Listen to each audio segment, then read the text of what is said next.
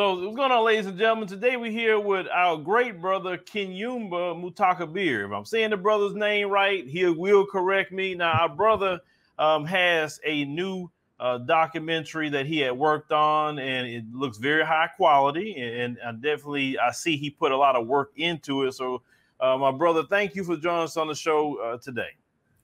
Well, first of all, thank you for having me. Second of all, thank you for creating a content space like this for content creators like myself. Thank you for being a content creator that gives perspective from the Black community, from the Black diaspora. And, you know, it's basically an honor to be able to contribute to that. You know, that's one of the reasons why I got into filmmaking and acting in the first place. All right. Now, some people, you know, probably recognize you that watch, you know, network television. I know most people probably, if they did see you in the recent series with Queen Latifah, is it Star, correct? That is correct. Yes, sir. I played her love interest, which was also pretty much of an honor. Not everybody gets to be with a queen. And that was you know, one of those moments, you know, one of those flagship moments in the career that gives you opportunity to do other things. And so I took that opportunity to do something along the lines of what was kind of on the tips of everybody's tongue, and that's justice. And prior to, you know, working, you know, on that show, and how did you get into Hollywood itself? Because, you know, that Hollywood just has a kind of pre-made role for Black men and Black women, but we're gonna talk about Black men today. You know, how did you bust into the industry not playing the traditional, you know, gangbanger or thug, or how did you, you know, break into that? Because Hollywood is just, it gets on my nerves sometimes.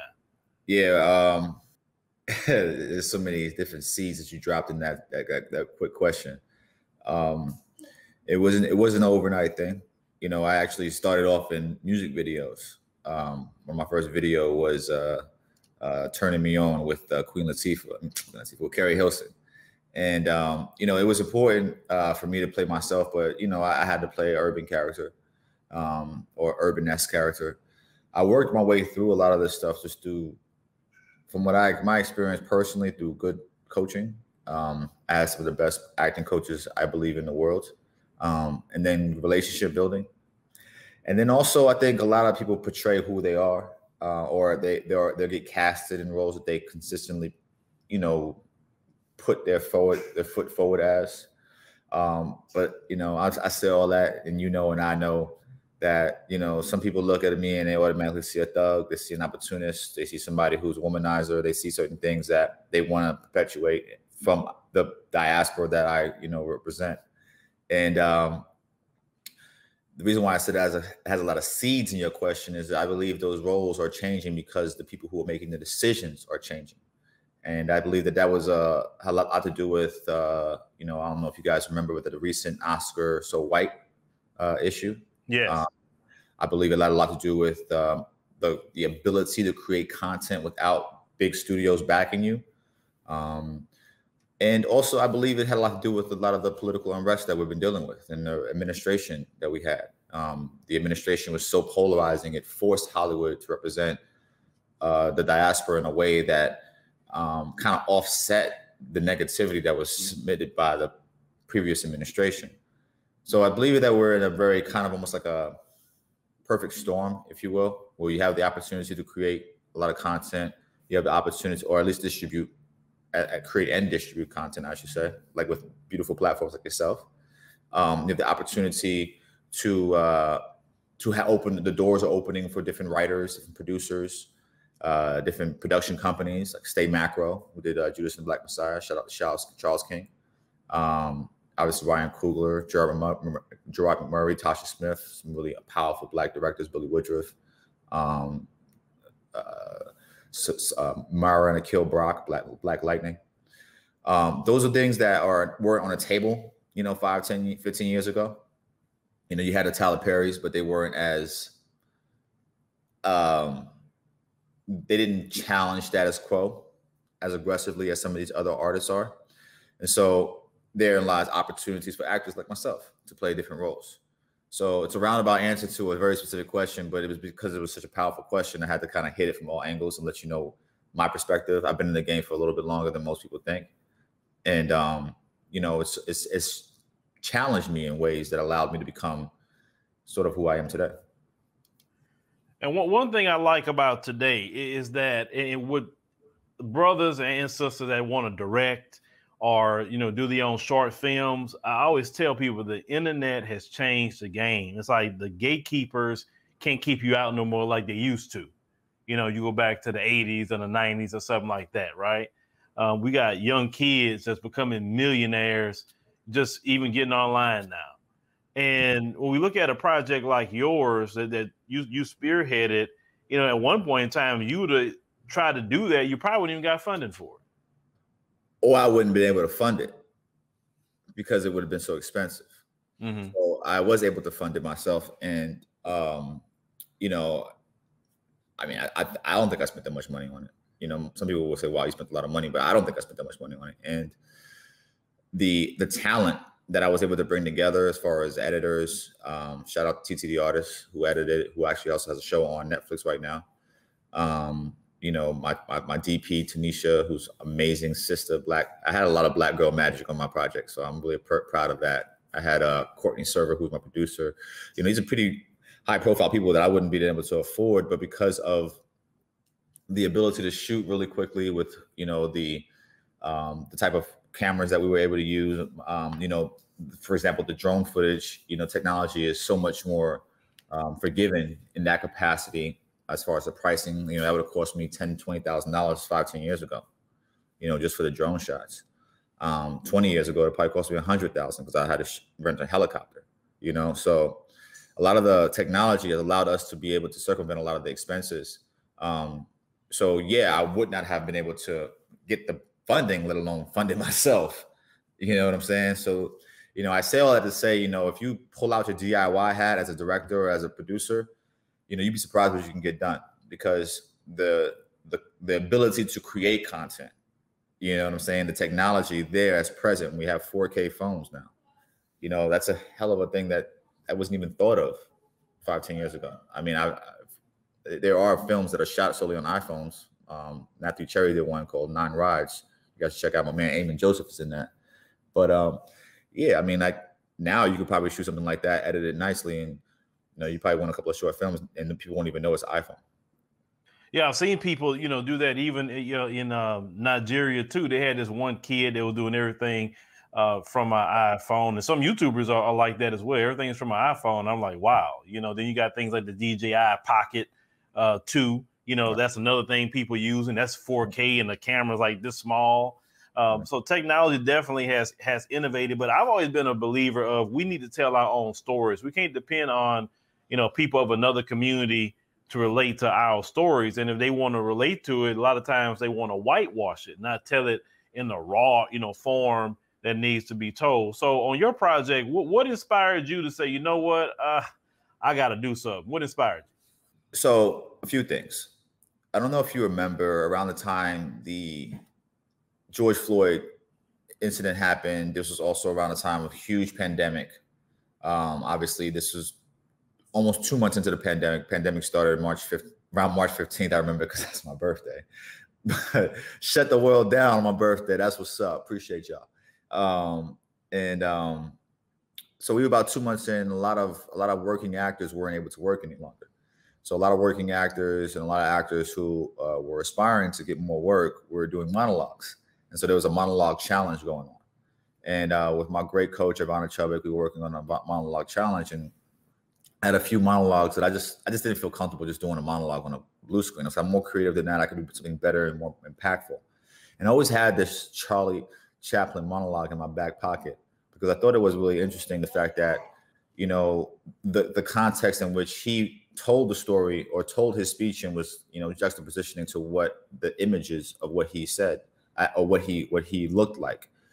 He spoke of harmony and world peace and removal of borders and love amongst others and all people, but he dressed like Hitler. So it was, kind of this idea of like, we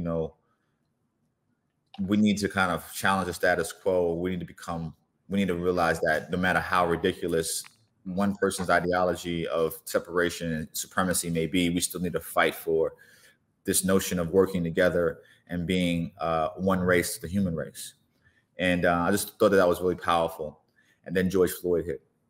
And I live on Melrose Avenue, and there's it's a pretty popular corridor, but during that time, it was probably one of the most popular streets in the United States. I'm surprised there aren't footprints all over up and down that street, because every day there was a protest. Every day. I used to joke with my family, like, if I didn't have COVID, I got it like 12,000 times now, because it's like literally 20 million people walking down my street just in 2 weeks, and that lasted till about the 4th of July, a little bit before that.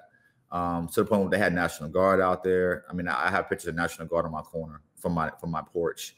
It's pretty crazy. And it just kind of let me know a few things, that this is a pretty big issue. Like, this is something that, we can't continue to keep sweeping under the rug. It's always been an issue for me. I've been in positions that I found uncomfortable with police officers plenty of times.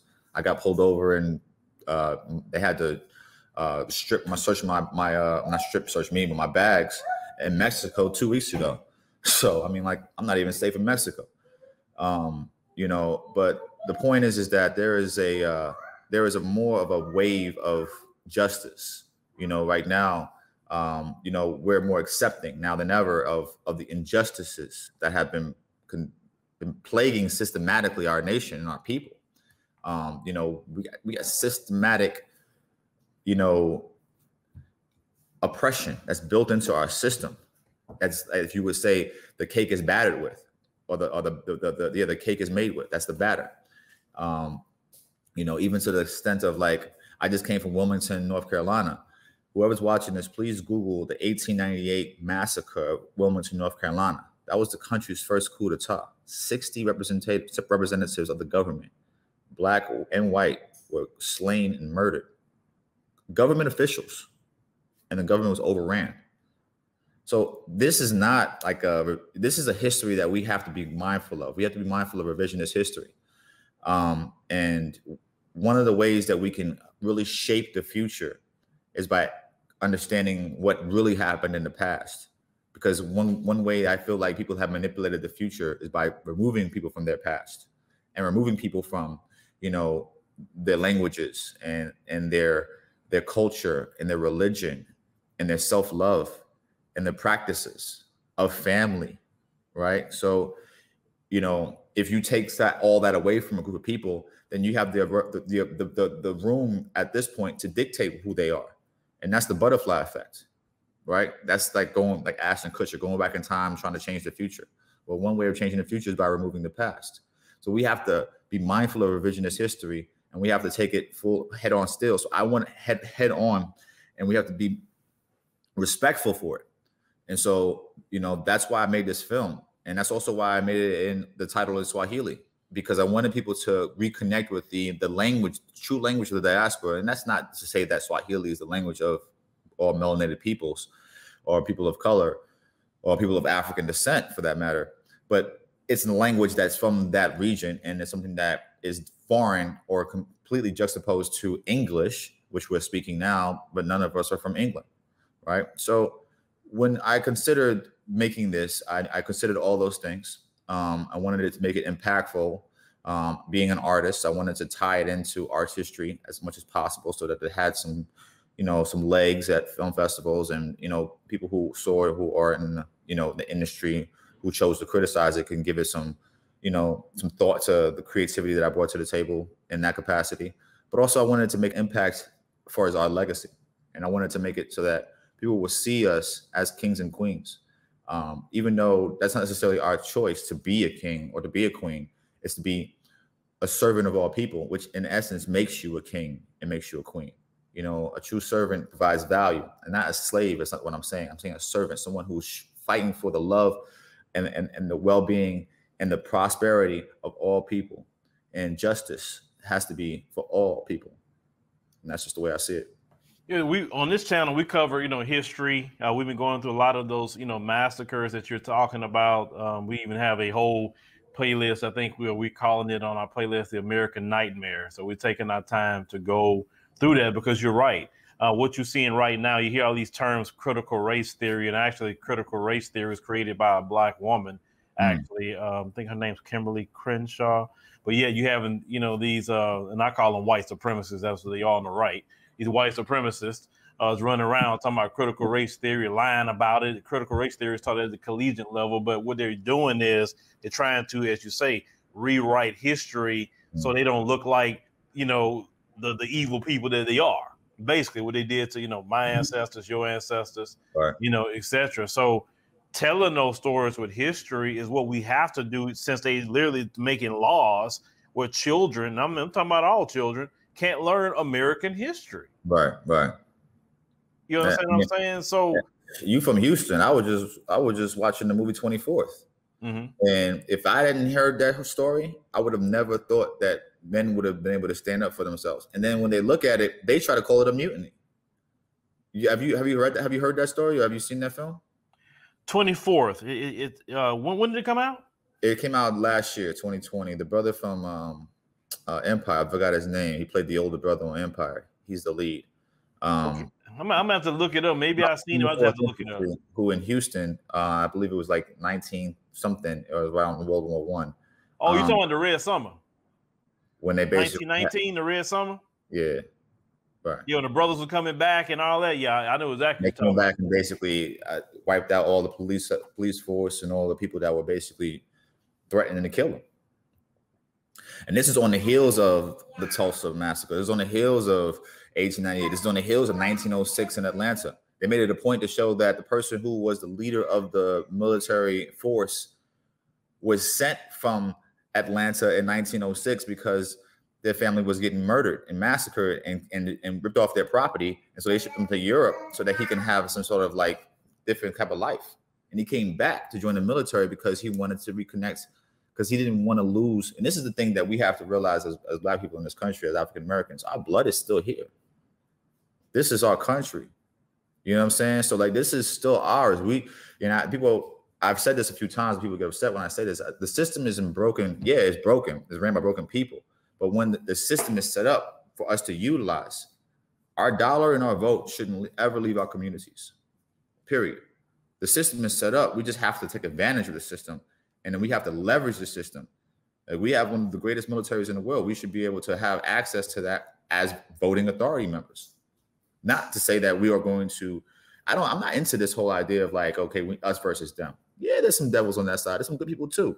You know, there's some devils on our side. It's a lot of like Judases that happening. And generally that happens because they're coercions, right? They're coerced by groups of people who, you know, essentially say, or like the FBI, the CIA say, we'll have your family, we have your, you know, your freedoms, we'll maim you, all those things for sure. We have to be mindful of that. But those people are all still making choices, right? Well, let me respond to that when you're talking about us versus them. Well, you know, first of all, the biggest issue with Black America is this: self-preservation. We don't value self-preservation like other groups value. And we don't. We were willing to go spend our money with everybody. You mentioned keeping the money in the Black community. Other groups do not spend money with us like we go spend with them, because they want to preserve their economies, preserve their communities, etc. Our biggest problem is, if we can, like you said, we do have Black-owned businesses. We do have Black schools, etc. We just need to grow more of that. But due to a lot of the internalized self-hate that came from the conditioning of white supremacy, well, I don't want to help my brother Kinyumba here because I don't want him to get rich off of me. But you'll sit up there and let, you know, white folks at Target get rich off of you, or Walmart get rich off of you, or you have Mr. Lee at the corner store make all the money, but you have a problem with your brother, or you have a problem with your sister. Like, I get upset about a lot of times our sisters with the beauty industry. I believe that industry belongs to Black women, right? And Black women have a lot of business degrees, etc. And they're the main consumer more than me and you are, right? But yet they will still, you know, I say, why can't they get together and take the industry over that belong to Black women? And yet you're still allowing Asians to own 97% of that market when they are the consumer. The consumer usually run the market, not really the suppliers. That's just bottom line. Yeah. So it's so many things, and capitalism creates a you versus them, period. Because if you don't look out for your group, other people are looking out for their own groups. I believe we the only people walk around this, well, I just want to we are the world. And that, and morality wise, you're right. but you know, in this system that we live in, capitalism, right? Right. You better get it for your people, because the other people literally trying to take everything that we have worked for, benefit off of things that we have done. And now we're sitting there looking like, where's our help? Because we're different over here, brother. I don't know if you kind of listen to some of our programs, is that we have helped every group come over here, right? And then these groups come over here and then they look down on Black Americans. Like, how dare you? You wouldn't even came in this country, wouldn't be for us. So I agree with 1,000%. Let me clarify this. Mm-hmm. When I say we versus them, mm-hmm. I 100% agree with you. So I'm sure you read Powernomics, right? Yeah, I got it right here next to me. Yeah, so I'm a firm believer. And the first rule that he said was basically, Dr. Claude Anderson, was that we need to love ourselves first. That's the first thing. A lot of people come to this country looking down on us because of the propaganda that was sent to their country from our media, but also because of the way we treat ourselves and how we create essentially some sort of validation to whatever propaganda has been out there. So I 1,000% agree with you on that. I also think that the dollar coming and circulating back in is more than just our consumables, but also from the government, our taxes. That needs to come back to our communities. The way that we're being taxed, especially the more elite members of our own communities, the 100 millionaires and the billionaires, we need to start allocating some of their funds back towards the communities that are more reflective of their parents. When you look at the whole thing of it, though, it's a lot of shades. There's a lot of shades of us. And so one of the things that was and always will be our greatest weapon has been our ability to harmonize. If you come back to who we were back into, even as tribal people, right? We were working together to create things. There's no way you can create a pyramid unless you work together. That's 350 years of work. Now, again, has been propaganda, and there's some other information around that may say that there's, a different type of working together that went going on. But if you look at the purpose of the pyramid and the structure, you'll see that there's all throughout history, there is more of a beneficial measure to it. So people are working together for it. My point is this: if we find a way to coagulate our core, it'll continue to grow from there. Our infrastructure, our ability to communicate, like you said before, with our distribution and these networks communicating through or even through our schools, right? Our ability to navigate through our churches, to essentially have a stronger, unified front. That's not us versus them. That's us creating essentially the foundation of what this country really is. I'll end with this. I had a discussion with a gentleman about, I'm currently in Baltimore, and the gentleman was saying, hey, Baltimore, it was this random conversation about politics, and said Baltimore generally goes liberal. And I was like, what do you mean by that? He said, oh yeah, because there's more Black people here, so more people go liberal. I said, what do you mean by that? And he's like, well, most Black people would vote liberal. I said, well, most Black people? He said, well, yeah, the minority. I said, okay, so you think that Black people are minorities? I said, well, newsflash. Do you know that Black people were 3/5 of a man for 300-400 years? And now a third of us are felons and can't vote. I would argue that Black people have always been the majority in this country. Always been. And there's been manipulation and propaganda to make you think that you're the majority, and you're not. You never will be. Our genes won't allow it. So even though you basically taking us away from the ability to vote, taking us away from the ability to own housing and, ability to defend ourselves. If you think about the Second Amendment, it says right to bear arms, but also to form a well and organized militia. Why was that created? Because they wanted to stop the slave revolts. If you look at the way the country was shaped, it was shaped in order for us to be always repressed. So we have to basically take that spot of the shaping and reorganize it to our country's advantage. Because that's what it's about. We're Black Americans, white Americans, Asian Americans, but we're Americans. And I travel, and I notice that more when I travel. I get my blue passport, and it's like, oh, okay, yeah, he can come through.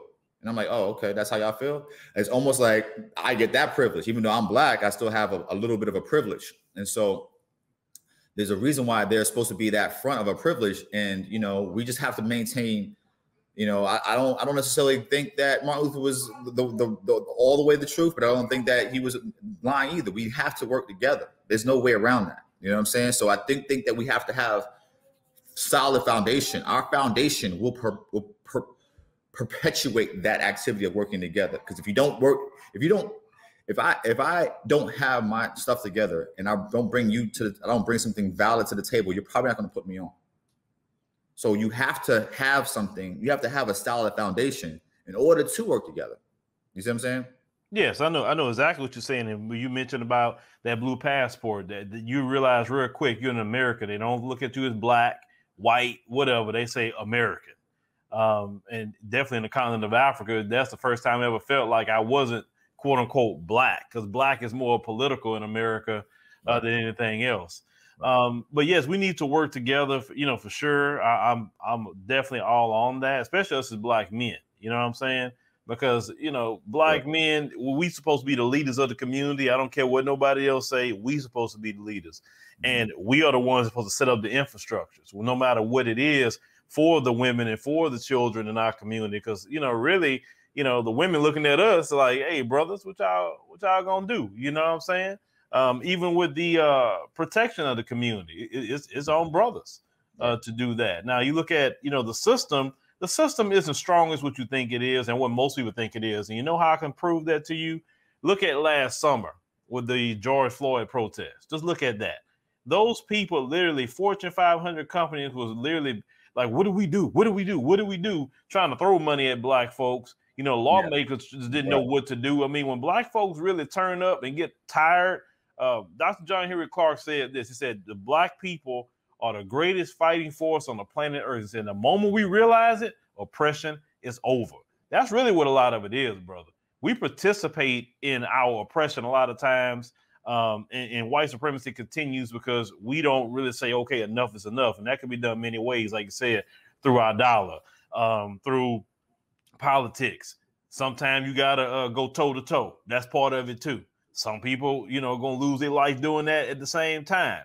But if you really want to get free and you really don't want to be oppressed anymore, like we're talking about a collective oppression, because what a lot of times we'll see is white supremacists will use somebody like you and say, well, look at Kinyumba there. He's successful. I mean, look, he's an actor and he's creating movies and he's traveling the world. Like, nobody's oppressing you, but yet they using you out of millions of people who are suffering daily. You know what I'm saying? That Jedi mind trick white supremacists like to play. I'm pretty sure they played that on you before, right?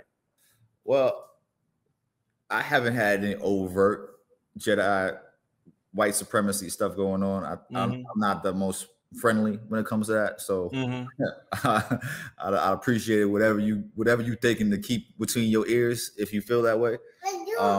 But what I will say though is this: I agree with you without hesitation, and I say that to say, the cultural appropriation that was placed upon me moving from New York to Georgia and having to acquiesce even with my name. Like you mentioned, being in the South, people they don't even speak English well enough to say an African word.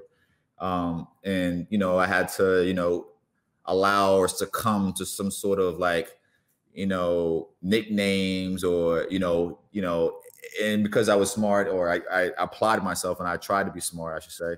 I was in different kind of classes and I had to basically represent my culture in those classes. And I could definitely see or hear scenarios of, you should be like this guy, or he's the, token Negro, as has been used before. That's where Dr. Claude Anderson comes in. That's where the self-love comes in.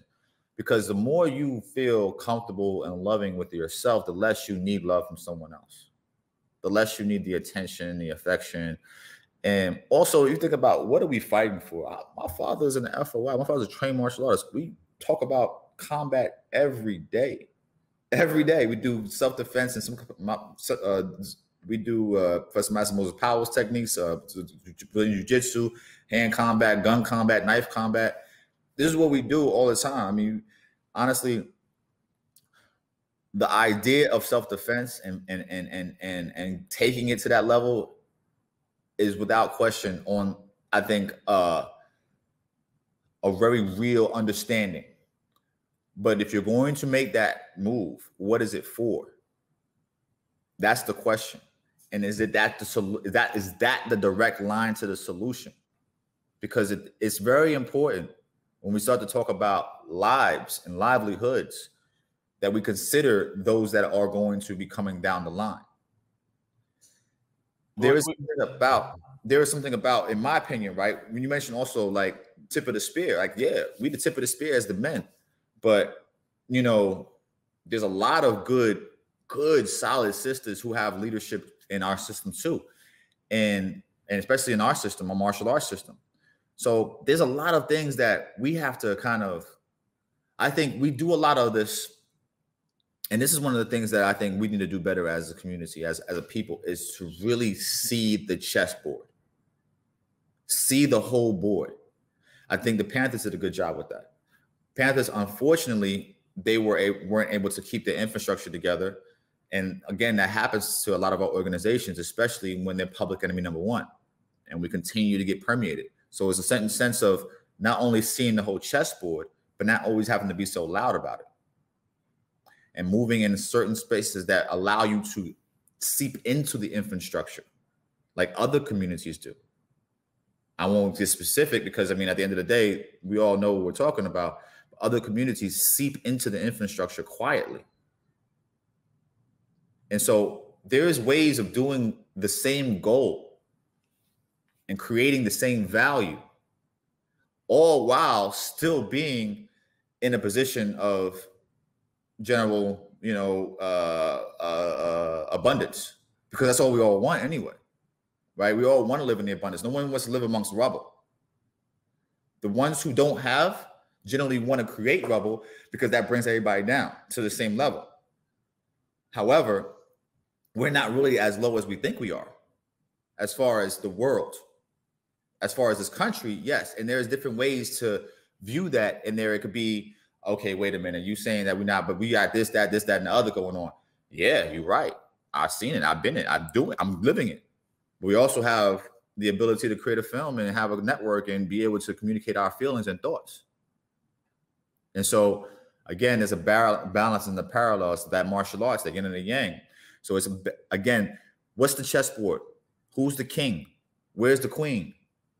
And how is this thing going to be done so that we see 14, 15 moves ahead? And it's more strategic and not so, we just got to get out of these chains, because we've been doing that, Nat Turner.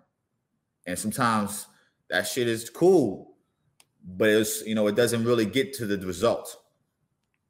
Well, I would say this, about doing martial arts, getting physical is the last thing you need to do. You know that. The art of war is something that I believe all of us should be reading as Black folks. Right. And the 40 Laws of Power is another one, if you want to know how this society really works. 40 Laws of Power and Art of War is two things you just got to read.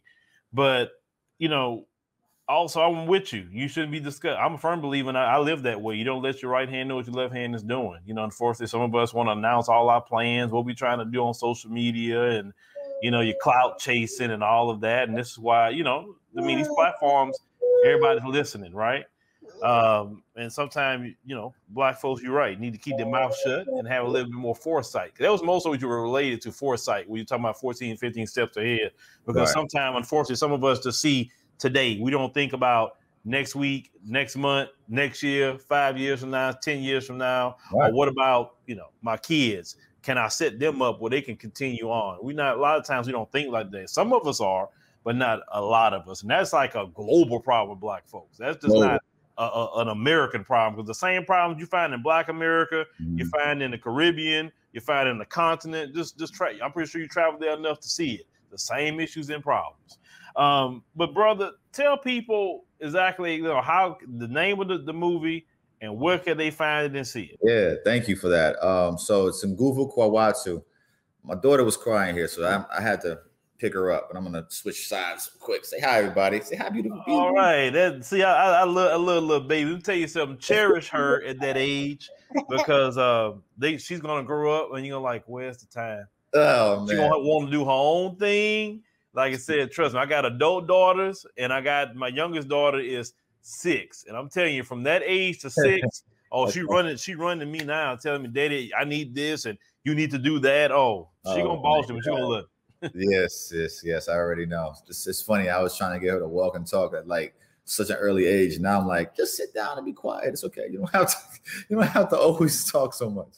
But yeah, she's the fuel. She's the fuel for everything that we're doing here. So if you see right here over my left shoulder, it's the title right there, Nguvu Kwa Watu.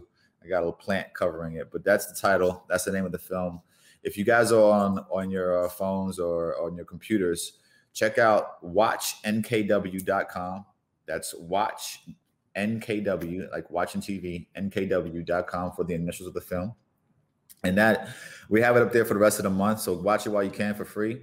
You'll also be able to see the recording of the broadcast that we did for the panel to talk about some of the things that we could do to help give power back to the people. I had an all-star lineup with Claudia Jordan hosting it. Some of the panelists were Jeremy Meeks, Dr. Benjamin Chavez Jr., who worked with Martin Luther King Jr. Excuse me. Delegate Jazz Lewis. We had congressional candidate Joe Collins, who ran up against Maxine Waters, and Selima Hankins, who's a former ACLU attorney. It was a really great conversation. I would love for you guys to see it. We were only supposed to talk for 20 minutes. We ended up talking for an hour and a half. So man, it was just amazing. Just to let the juices flow and let creativity unleash itself. If you're looking to connect with me, you can find me on Instagram at @king_yumba. Also my email, kinyumba@gmail.com, if you want to reach out to me. And hey, listen, guys, this has been a great journey, man. And hopefully you guys enjoy the film. I have a little survey on there. I would love to hear your thoughts on it. And, it's first of many. We got a few more. I got a series in the can, right? I mean, not in the can, but I have it in pre-development right now. I have another script coming out. It's going to be really cool. It's going to kind of be like an omen to my father and, our martial arts disciplines and kind of self-policing our own neighborhoods. Called Brother Ninja War and Drugs. I have another project coming out called the Sandbox Academy, which is a futuristic sci-fi project, kind of just going over how we can use VR to induce empathy in people who have it the least, like our civil servants and some of our police or military commanders. I just try to create content that is going to be able to change the narrative of certain groups and also inspire different thinking and creativity. And I think that's it, brother. What do you say? Oh man, all right. Well, like I say, Phil love the kids. Phil love the kids. We both girl dads, so I definitely understand that. I love it. I love it. I put her to sleep before, and she was not having it. I was like, oh yeah, I know exactly how it is. Cherish that, brother. Cherish it. But ladies and gentlemen, we'll put the information in that pinned comment below like we normally do. And that way you can go check out the movie, you can check out the brother's Instagram, etc. Yes, so, brother, thank you for joining us on the show today. And, take care of the baby and family and you be blessed. It was a great conversation. I definitely enjoyed talking to you. I'll be here anytime you want me. And, continue to keep up the good work and, spreading the positive news about our people to our people, for our people. From our people.